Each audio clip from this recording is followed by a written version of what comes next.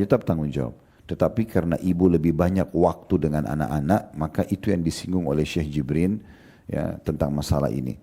Beliau mengatakan tidak perhatian terhadap masa balik putra-putrinya dan terhadap kewajiban-kewajiban yang harus dilaksanakan mereka saat itu.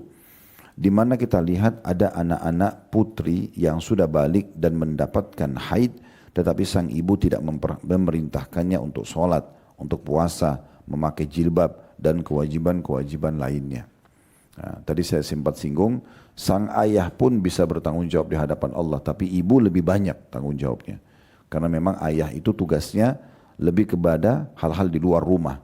Sholat berjamaah di masjid, ngantar jenazah, cari nafkah, berjihad. Sementara ibu Allah karunia bisa hamil, menyusui, ya, semua ini memang lebih fokus ke masalah anak. Ya. Kalau kita hitung persentase ibu dalam kehidupan harusnya 90% itu urusan rumah.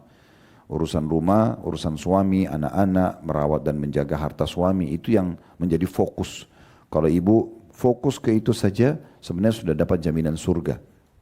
Karena fokus kepada kewajiban yang betul-betul dibebankan oleh Allah Subhanahu wa taala.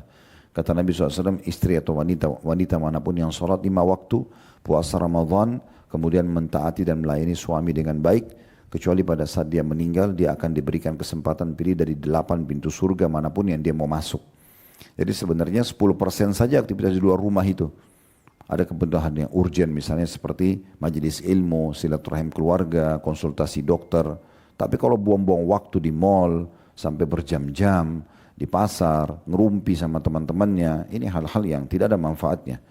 Termasuk masuk dalam hadis yang menyebutkan tidak akan beranjak kaki seorang hamba pada hari kiamat sampai ditanya 4 perkara. Ini pasti semua ditanya, laki-laki dan perempuan. Tapi perhatikan apa yang ditanya tentang waktunya yang pertama, di mana dia buang. Ya. Menit-menit dan detik-detik itu akan ditanya oleh Allah SWT. Yang kedua, lalu masih dikatakan lagi, selain waktu, umurnya, masa mudahnya. Jadi yang pertama itu masalah umur sebenarnya. Umur bahasa waktu. Yang kedua itu masa mudahnya, di mana dia habiskan. Kemudian yang ketiga baru ilmu yang dia sudah pelajari. Apakah dia sudah mengamalkan? Baru yang terakhir adalah harta. Dari mana dia dapat dan kemana dia keluarkan. Nah, ada 2 poin pertama itu, waktu atau umur ditanya sama Allah. Di mana kita habiskan?